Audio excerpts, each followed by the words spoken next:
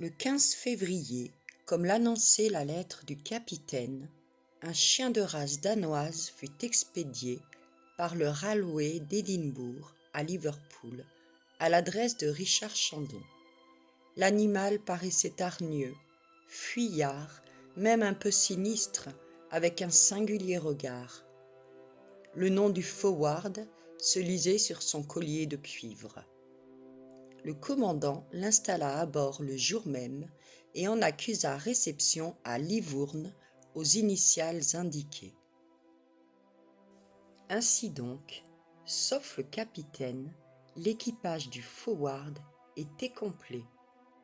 Il se décomposait comme suit. KZ, capitaine. Richard Chandon, commandant. James Wall, troisième officier. Le docteur Clawbonny. Johnson, maître d'équipage. Simpson, harponneur. Bell, charpentier. Brunton, premier ingénieur. Plover, second ingénieur. Strong, cuisinier. Fokker, ice master. Woolston, armurier. Bolton, matelot. Gary, matelot. Clifton, matelot. Gripper, matelot. Penn, matelot. Warren, chauffeur. Le jour du départ était arrivé avec le 5 avril. L'admission du docteur à bord rassurait un peu les esprits. Où le digne savant se proposait d'aller, on pouvait le suivre. Cependant, la plupart des matelots ne laissaient pas d'être inquiets, et Chandon, craignant que la désertion ne fît quelques vides à son bord, souhaitait vivement d'être en mer. Les côtes hors de vue, l'équipage en prendrait son parti. La cabine du docteur Clawbonny était située au fond de la dunette et elle occupait toute l'arrière du navire. Les cabines du capitaine et du second, placées en retour, prenaient vue sur le pont. Celle du capitaine resta hermétiquement close après avoir été garnie de divers instruments, de meubles, de vêtements de voyage, de livres, d'habits de rechange et d'ustensiles indiqués dans une note détaillée. Suivant la recommandation de l'inconnu, la clé de cette cabine lui fut adressée à Lubeck. Il pouvait donc seul entrer chez lui. Ce détail contrariait Chandon et ôtait beaucoup de chance à son commandement en chef. Quant à sa propre cabine, il l'avait parfaitement appropriée aux besoins du voyage présumé, connaissant à fond les exigences d'une expédition polaire. La chambre du troisième officier était placée dans le faux pont qui formait un vaste dortoir à l'usage des matelots. Les hommes s'y trouvaient fort à l'aise et ils eussent difficilement rencontré une installation si commode à bord de tout autre navire. On les soignait comme une cargaison de prix. Un vaste poêle occupait le milieu de la salle commune. Le docteur Clawbonny était, lui, tout à son affaire. Il avait pris possession de sa cabine dès le 6 février, le lendemain même de la mise à l'eau du forward. Le plus heureux des animaux, disait-il, serait un colimaçon qui pourrait se faire une coquille à son gré. Je vais tâcher d'être un colimaçon intelligent. Et ma foi, pour une coquille qu'il ne devait pas quitter de longtemps, sa cabine prenait bonne tournure. Le docteur se donnait un plaisir de savant ou d'enfant à mettre en ordre son bagage scientifique. Ses livres, ses herbiers, ses casiers, ses instruments de précision, ses appareils de physique, sa collection de thermomètres, de baromètres, d'hygromètres, d'udomètres, de lunettes, de compas, de sextants de cartes, de plans, les fioles, les poudres, les flacons de sa pharmacie de voyage très complète, tout cela se classait avec un ordre qui eût fait honte au British Museum. Cet espace de 6 pieds carrés contenait d'incalculables richesses. Le docteur n'avait qu'à étendre la main, sans se déranger, pour devenir instantanément un médecin, un mathématicien, un astronome, un géographe, un botaniste ou un conchyliologue. Il faut l'avouer, il était fier de ses aménagements et heureux dans son sanctuaire flottant, que 3 de ses plus maigres amis eussent suffi à remplir. Ceux-ci, d'ailleurs, y affluèrent bientôt avec une abondance qui devint gênante, même pour un homme aussi facile que le docteur, et à l'encontre de Socrate, il finit par dire « Ma maison est petite, mais plût au ciel qu'elle ne fût jamais pleine d'amis. » Pour compléter la description du forward, il suffira de dire que la niche du grand chien danois était construite sous la fenêtre même de la cabine mystérieuse. Mais son sauvage habitant préférait errer dans l'entrepont et la cale du navire. Il semblait impossible à apprivoiser, et personne n'avait eu raison de son naturel bizarre. On l'entendait, pendant la nuit surtout, pousser de lamentables hurlements qui résonnaient dans les cavités du bâtiment d'une façon sinistre. Était-ce regret de son maître absent? Était-ce instinct aux approches d'un périlleux voyage? Était-ce pressentiment des dangers à venir? Les matelots se prononçaient pour ce dernier motif, et plus d'un en plaisantait, qui prenait sérieusement ce chien-là pour un animal d'une espèce diabolique. Penn, homme fort brutal d'ailleurs, s'étant un jour élancé pour le frapper, tomba si malheureusement sur l'angle du cabestan qu'il s'ouvrit affreusement le crâne. On pense bien que cet accident fut mis sur la conscience du fantastique animal. Clifton, l'homme le plus superstitieux de l'équipage, fit aussi cette singulière remarque que ce chien, lorsqu'il était sur la dunette, se promenait toujours du côté du vent. Et plus tard, quand le brick fut en mer et courut des bordées, le surprenant animal changeait de place à chaque virement et se maintenait au vent comme l'eût fait le capitaine du forward. Le docteur Clawbonny, dont la douceur et les caresses auraient apprivoisé un tigre, essaya vainement de gagner les bonnes grâces de ce chien. Il perdut son temps et ses avances. Cet animal, d'ailleurs, ne répondait à aucun des noms inscrits dans le calendrier cynégétique. Aussi, les gens du bord finirent-ils par l'appeler Captain, car il paraissait parfaitement au courant des usages du bord. Ce chien-là avait évidemment navigué. On comprend dès lors la réponse plaisante du maître d'équipage à l'ami de Clifton, et comment cette supposition ne trouva pas beaucoup d'incrédules. Plus d'un la répétait en riant, qui s'attendait à voir ce chien, reprenant un jour sa forme humaine, commander la manœuvre d'une voix retentissante. Si Richard Chandon ne ressentait pas de pareilles appréhensions, il n'était pas sans inquiétude, et la veille du départ, le 5 avril au soir, il s'entretenait sur ce sujet avec le docteur, Wall et le maître Johnson dans le carré de la dunette. Ces 4 personnes dégustaient alors un 10e grog, leur dernier sans doute, car, suivant les prescriptions de la lettre d'Aberdeen, tous les hommes de l'équipage, depuis le capitaine jusqu'au chauffeur, étaient teetotalers, c'est-à-dire qu'ils ne trouveraient à bord ni vin, ni bière, ni spiritueux, si ce n'est dans le cas de maladie et par ordonnance du docteur. Or, depuis 1 heure, la conversation roulait sur le départ. Si les instructions du capitaine se réalisaient jusqu'au bout, Chandon devait, le lendemain même, recevoir une lettre renfermant ses derniers ordres.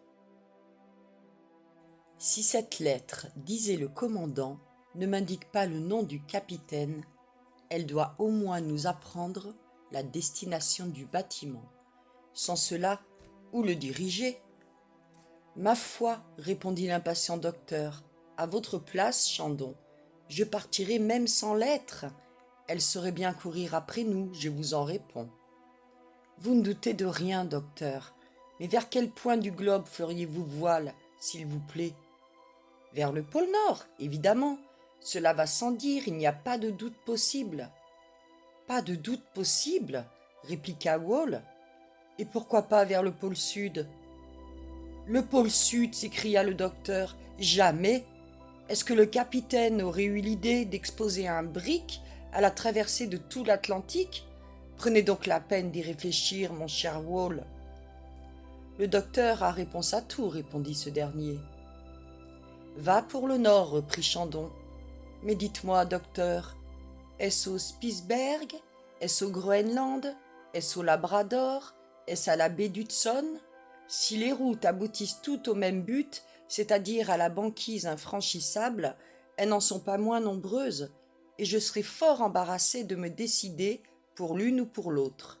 Avez-vous une réponse catégorique à me faire, docteur?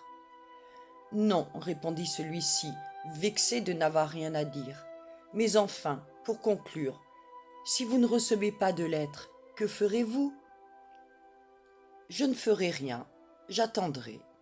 Vous ne partirez pas? S'écria Clawbonny en agitant son verre avec désespoir. Non, certes. C'est le plus sage, répondit doucement maître Johnson, tandis que le docteur se promenait autour de la table car il ne pouvait tenir en place. Oui, c'est le plus sage, et cependant, une trop longue attente peut avoir des conséquences fâcheuses. D'abord, la saison est bonne, et si nord il y a, nous devons profiter de la débâcle pour franchir le détroit de Davis. En outre, l'équipage s'inquiète de plus en plus. Les amis, les camarades de nos hommes les poussent à quitter le forward, et leur influence pourrait nous jouer un mauvais tour. Il faut ajouter, reprit James Wall, que si la panique se mettait parmi nos matelots, ils déserteraient jusqu'au dernier, et je ne sais pas, commandant, si vous parviendrez à recomposer votre équipage. Mais que faire? S'écria Chandon. Ce que vous avez dit, répliqua le docteur. Attendre, mais attendre jusqu'à demain avant de se désespérer. Les promesses du capitaine se sont accomplies jusqu'ici, avec une régularité de bon augure. Il n'y a donc aucune raison de croire que nous ne serons pas avertis de notre destination en temps utile. Je ne doute pas un seul instant que demain nous naviguions en pleine mer d'Irlande. Aussi, mes amis, je propose un dernier grog à notre heureux voyage. Il commence d'une façon un peu inexplicable, mais avec des marins comme vous, il a 1000 chances pour bien finir. Et tous les quatre, ils trinquèrent une dernière fois. Maintenant, commandant, reprit maître Johnson, si j'ai un conseil à vous donner, c'est de tout préparer pour le départ. Il faut que l'équipage soit certain de votre fait. Demain, qu'il arrive une lettre ou non, appareillez. N'allumez pas vos fourneaux. Le vent a l'air de bien tenir. Rien ne sera plus facile que de descendre grande largue. Que le pilote monte à bord. À l'heure de la marée, sortez des docks. Allez mouiller au-delà de la pointe de Birkenhead. Nos hommes n'auront plus aucune communication avec la terre. Et si cette lettre diabolique arrive enfin, elle nous trouvera là comme ailleurs. « Bien parlé, mon brave Johnson, fit le docteur en tendant la main au vieux marin. « Va comme il est dit, répondit Chandon. Chacun alors regagna sa cabine et attendit dans un sommeil agité le lever du soleil. Le lendemain, les premières distributions de lettres avaient eu lieu dans la ville et pas une ne portait l'adresse du commandant Richard Chandon. Néanmoins, celui-ci fit ses préparatifs de départ. Le bruit s'en répandit immédiatement dans Liverpool et, comme on l'a vu, une affluence extraordinaire de spectateurs se précipita sur les quais de New Prince Dock. Beaucoup d'entre eux vinrent à bord du brick, qui, pour embrasser une dernière fois un camarade, qui, pour dissuader un ami, Qui pour jeter un regard sur ce navire étrange, qui pour connaître enfin le but du voyage, et l'on murmurait à voir le commandant plus taciturne et plus réservé que jamais. Il avait bien ses raisons pour cela. 10 heures sonnèrent, 11 heures même. Le flot devait tomber vers 1 heure de l'après-midi. Chandon, du haut de la dunette, jetait un coup d'œil inquiet à la foule, cherchant à surprendre le secret de sa destinée sur un visage quelconque. Mais en vain. Les matelots du forward exécutaient silencieusement ses ordres, ne le perdant pas des yeux, attendant toujours une communication qui ne se faisait pas. Maître Johnson terminait les préparatifs de l'appareillage. Le temps était couvert et la houle très forte en dehors des bassins. Il ventait du sud-est avec une certaine violence, mais on pouvait facilement sortir de la Mersey. À midi, rien encore. Le docteur Clawbonny se promenait avec agitation, lorgnant, gesticulant, impatient de la mer, comme il le disait, avec une certaine élégance latine. Il se sentait ému, quoi qu'il pût faire. Chandon se mordait les lèvres jusqu'au sang. En ce moment, Johnson s'approcha et lui dit « Commandant, si nous voulons profiter du flot, il ne faut pas perdre de temps. Nous ne serons pas dégagés des docks avant une bonne heure. » Chandon jeta un dernier regard autour de lui et consulta sa montre. L'heure de la levée de midi était passée. « Allez, dit-il à son maître d'équipage. « En route, vous autres !» cria celui-ci en ordonnant aux spectateurs de vider le pont du forward. Il se fit alors un certain mouvement dans la foule qui se portait à la coupée du navire pour regagner le quai, tandis que les gens du brick détachaient les dernières amarres. Or, la confusion inévitable de ces curieux, que les matelots repoussaient sans beaucoup d'égard, fut encore accrue par les hurlements du chien. Cet animal s'élança tout d'un coup du gaillard d'avant à travers la masse compacte des visiteurs. Il aboyait d'une voix sourde. On s'écarta devant lui. Il sauta sur la dunette et, chose incroyable, mais que 1000 témoins ont pu constater, ce dock capitaine tenait une lettre entre ses dents. « Une lettre !» s'écria Chandon. « Mais il est donc à bord !»« Il y était sans doute, mais il n'y est plus, » répondit Johnson, en montrant le pont complètement nettoyé de cette foule incommode. « Capitaine, capitaine, ici !» s'écriait le docteur, en essayant de prendre la lettre que le chien écartait de sa main par des bonds violents. Il semblait ne vouloir remettre son message qu'à Chandon lui-même. « Ici, capitaine !» fit ce dernier. Le chien s'approcha. Chandon prit la lettre sans difficulté, et Captain fit alors entendre 3 aboiements au milieu du silence profond qui régnait à bord et sur les quais. Chandon tenait la lettre sans l'ouvrir. « Mais lisez donc, s'écria le docteur. Chandon regarda. L'adresse, sans date et sans indication de lieu, portait seulement « Au commandant Richard Chandon, à bord du brick le Forward ». Chandon ouvrit la lettre et lut. « Vous vous dirigerez vers le cap Farewell. Vous l'atteindrez le 20 avril. Si le capitaine ne paraît pas à bord, vous franchirez le détroit de Davis et vous remonterez la mer de Baffin jusqu'à la baie Melville. Le capitaine du Forward, K.Z. » Chandon plia soigneusement cette lettre laconique, la mit dans sa poche et donna l'ordre du départ. Sa voix, qui retentit seule au milieu des sifflements du vent d'est, avait quelque chose de solennel. Bientôt, le Forward fut hors des bassins et, dirigé par un pilote de Liverpool, dont le petit cotre suivait à distance, il prit le courant de la Mersey. La foule se précipita sur le quai extérieur qui longe les docks Victoria, afin d'entrevoir une dernière fois ce navire étrange. Les 2 huniers, la misaine et la brigantine, furent rapidement établis, et sous cette voilure, le forward digne de ce nom, après avoir contourné la pointe de Birkenhead, donna à toute vitesse dans la mer d'Irlande.